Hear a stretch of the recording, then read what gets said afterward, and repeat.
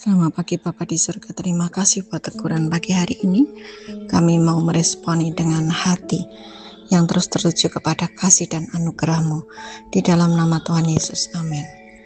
Melihat kondisi manusia rohani kita, beberapa hari yang lalu Tuhan memberikan penglihatan di roh, sebuah kondisi jemaat yang pakaiannya seperti gembel, compang-camping, padahal di jasmani dia berpakaian bagus, mukanya seperti setan padahal pelayan Tuhan. Sebuah warning bagi saya sebagai mentor untuk segera mengkoreksi mengapa terjadi demikian. Mari kita lihat firman di Wahyu 3 ayat 14 sampai dengan 22 tentang jemaat Laodikia.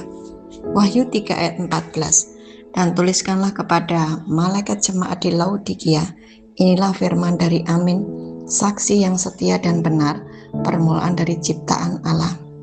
Wahyu 3 ayat 15. Aku tahu segala pekerjaanmu, engkau tidak dingin dan tidak panas.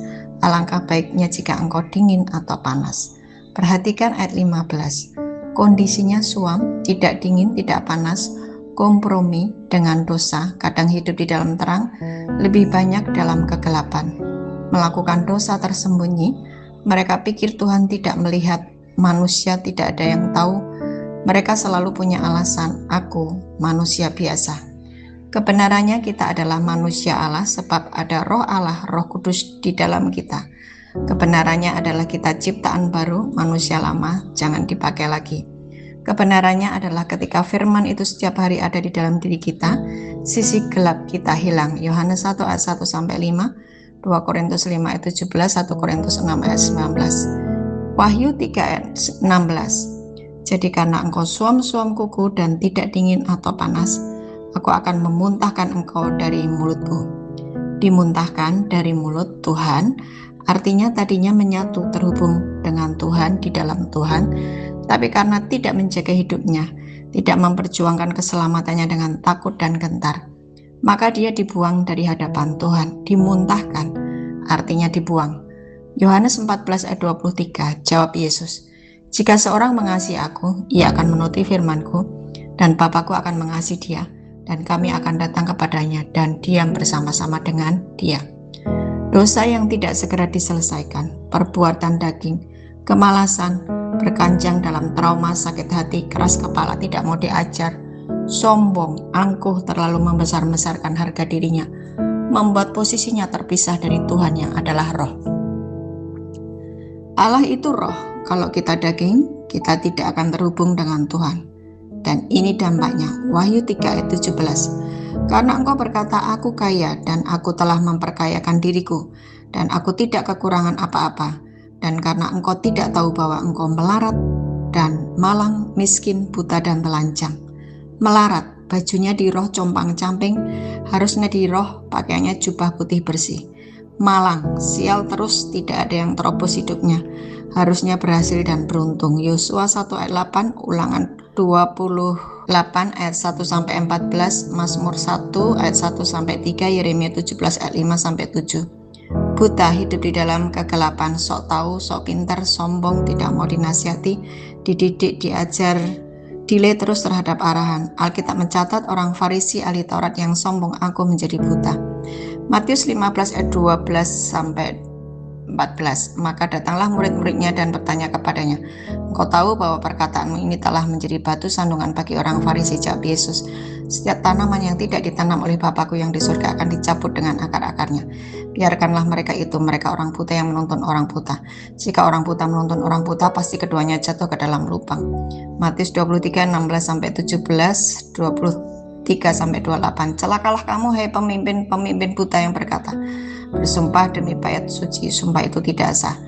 Tapi bersumpah demi emas, bait suci, sumpah itu mengikat. Hai kamu orang-orang bodoh dan orang-orang buta, apakah yang lebih penting, emas atau bait suci yang menguduskan emas itu?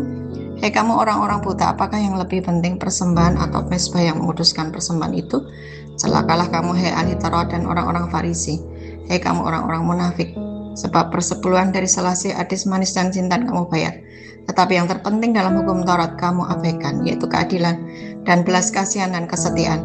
Yang satu harus dilakukan dan yang lain jangan diabaikan. Hei kamu pemimpin-pemimpin buta, nyamuk kamu tepiskan dari dalam minumanmu, tetapi unta yang di dalamnya kamu telan. Celakalah kamu, hai ahli Taurat dan orang-orang Farisi, hai kamu orang-orang munafik, sebab cawan dan pinggan kamu bersihkan sebelah luarnya, tetapi sebelah dalamnya penuh rampasan dan kerakusan. Hai orang-orang Farisi yang buta, bersihkanlah dahulu sebelah dalam cawan itu, maka sebelah luarnya juga akan bersih.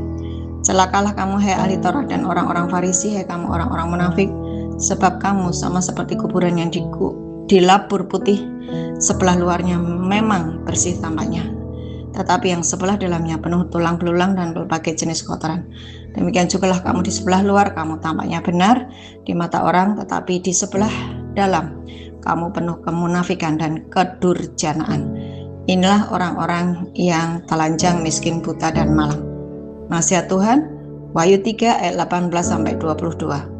Maka aku menasihatkan engkau supaya engkau membeli daripadaku emas yang telah dimurnikan dalam api, agar engkau menjadi kaya, dan juga pakaian putih supaya engkau memakainya, agar jangan kelihatan ketelanjanganmu yang memalukan, dan lagi minyak untuk melumas matamu supaya engkau dapat melihat.